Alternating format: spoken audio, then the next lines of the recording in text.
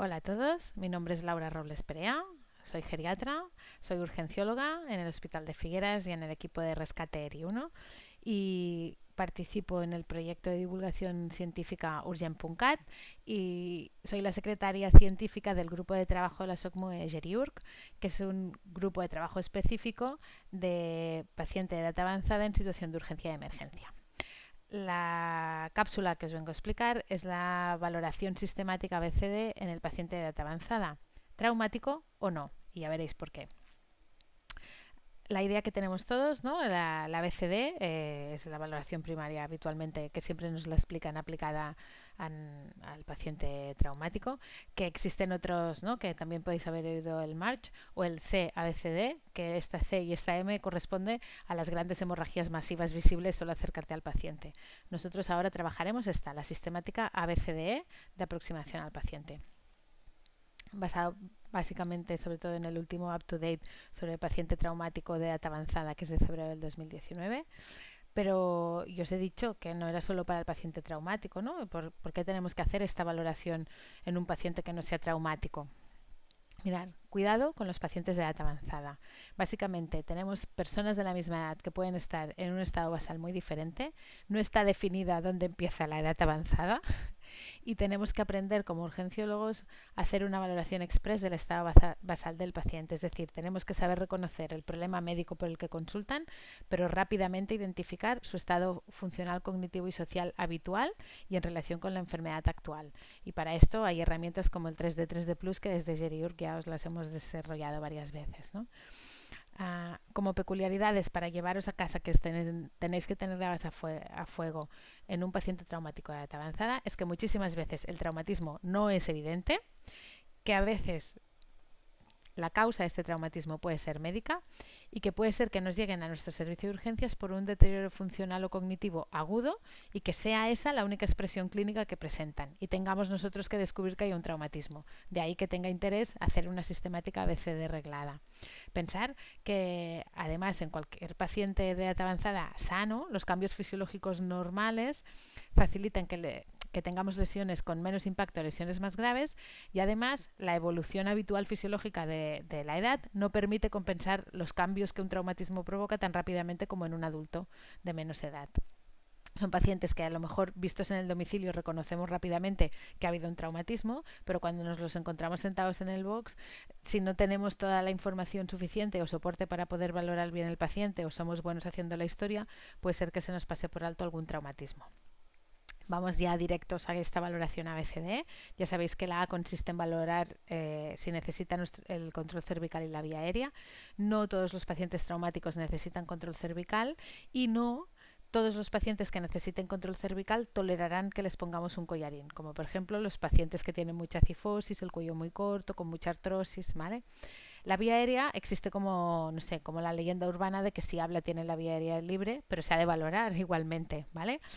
Porque al abrir la boca podemos ver si se ha mordido la lengua, podemos ver, yo qué sé, si tiene edema de glotis. Y la otra pregunta que nos planteamos siempre es, ¿tenemos que quitar todo? No, solo tienes que quitar lo que molesta. O sea, esas dentaduras enganchadas con Corega Ultra como si fuera Loctite, no os peleéis. Si la dentadura está en su sitio, no molesta, ¿vale?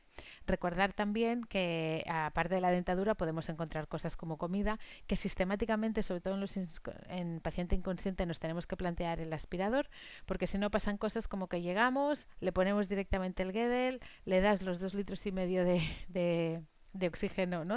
Una embolada de volumen de aire de 2,5 litros y ya le has puesto la Oreo que de momento solo le quedaba, ¿no? La galleta con leche solo la tenía en la punta de la lengua, le acabas tú de provocar la broncoaspiración hasta el último alveolo del pulmón derecho.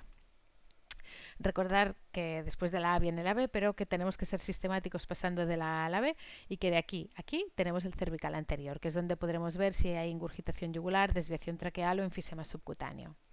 Que cuando valoramos la B, que es la ventilación, a la hora de valorar el tórax, tener en cuenta que puede haber fracturas costales múltiples cayendo de propia altura, que puede haber un neumoneumotórax sin que exista un trauma grave con mucho, ¿no? con un gran hematoma por fuera, que solo lo palparemos o lo sospecharemos si palpamos el tórax, que los pacientes bronquíticos crónicos pueden hacer neumotórax espontáneos y que si no valoramos sistemáticamente pensaremos que la hipofonesis es por el propio broncoespasmo, y que un paciente anticoagulado puede hacer un taponamiento que además puede que no sea súbito y que tarde horas en instaurarse.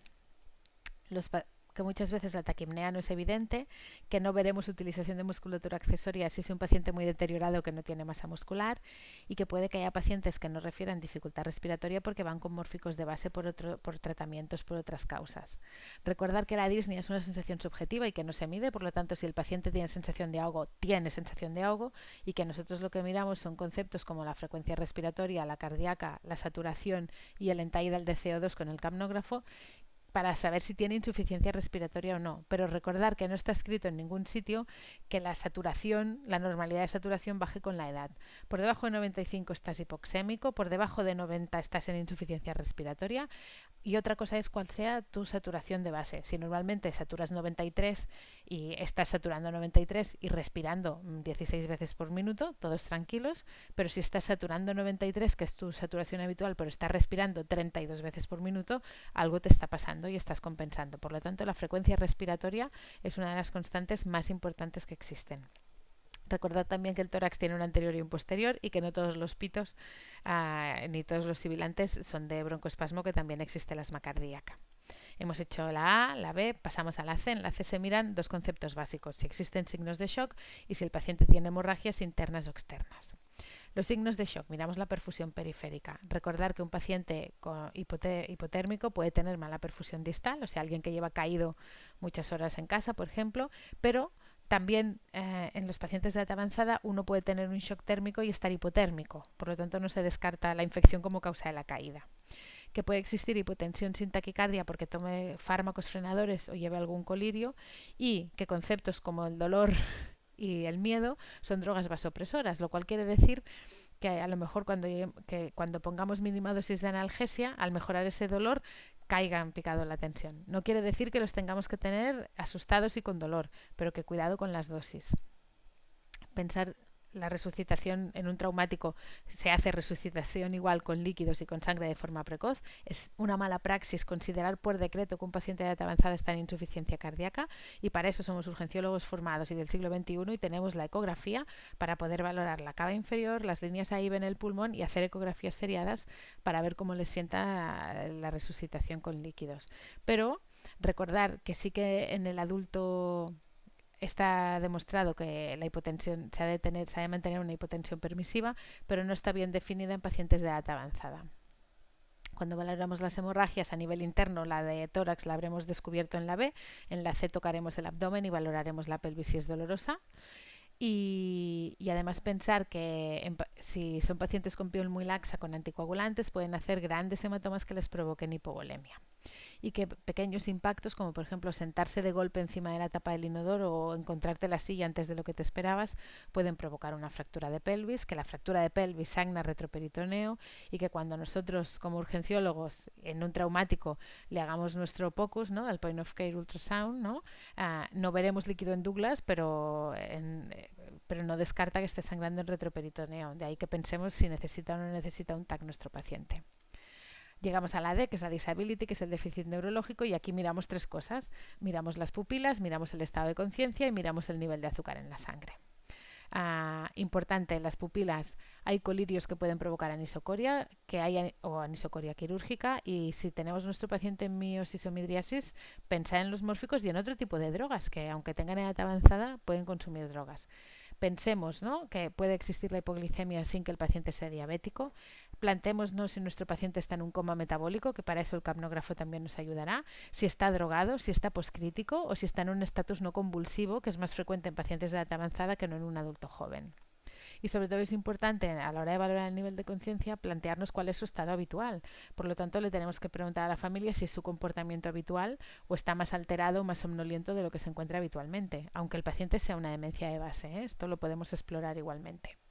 Llegamos a la E, que es la exposición, que aquí es cuando destapamos al paciente, lo miramos de arriba abajo, buscamos que no tenga abscesos, incluida la boca, miramos que no tenga quemaduras, ¿no?, depende del mecanismo, escaldaduras o alguien que ha estado tirado en un suelo radiante.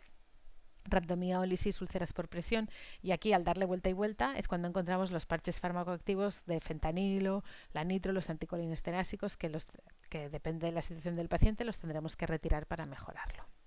Pero no acabamos aquí. Yo aparte os regalaré 3 letras más, ¿no? ABCDE, la F de Fahrenheit para que os acordéis de la temperatura. Hemos dicho que destapábamos al paciente para valorarlo. Hemos de evitar sobre todo la hipotermia, porque la hipotermia produce acidosis y la acidosis mata. Por lo tanto, volver a tapar al paciente rápidamente, plantearnos si necesita seros calientes de una forma precoz, intentar no poner la manta de calor por convección, porque lo que hace en pacientes de edad avanzada es una vasodilatación periférica a nivel de la piel y luego lo que puede provocar es que haga una hipotensión a nivel central.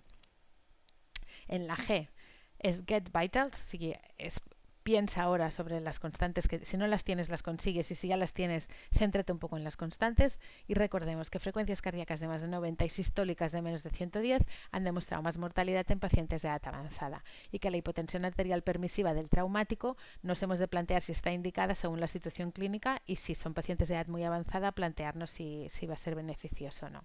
Y ya llegamos a la última, que es la H, la historia que siempre tenemos que hacer. Recordar que cuando hablamos de historiar la medicación no es un cortipegui de la receta electrónica, es realmente lo que toma y lo que no toma y cuándo ha tomado las últimas dosis, y sobre todo lo que ha pasado, si es un paciente claramente traumático, lo que ha pasado antes de la caída para pensar si tiene una causa médica o no.